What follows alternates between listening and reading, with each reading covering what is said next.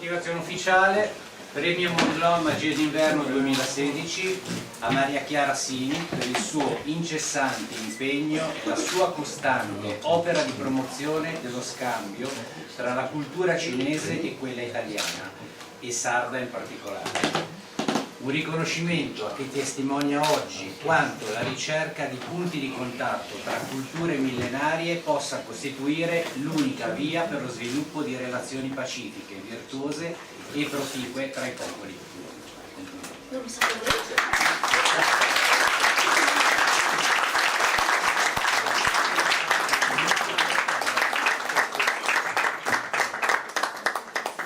Qualcosa immagino. Sì. Allora, innanzitutto da Zia Hao, da Zia, per testimoniare che parlo realmente cinese. È difficile che le parole a me manchino, anzi devo dire che la mia famiglia e i miei amici lo sanno bene e sperano sempre che mi ammali per farvi smettere di parlare.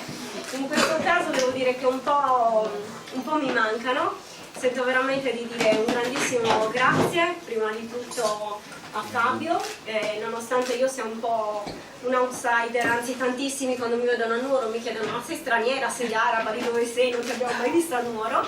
Invece sono nuorese e sono fiera di esserlo. Nonostante appunto io stia un po' sempre dietro le quinte, mi fa piacere che Fabio e tutta la famiglia abbiano comunque tenuto d'occhio il mio percorso, l'hanno seguito e hanno pensato insomma che io possa meritare questo premio, del quale cercherò di essere sicuramente all'altezza.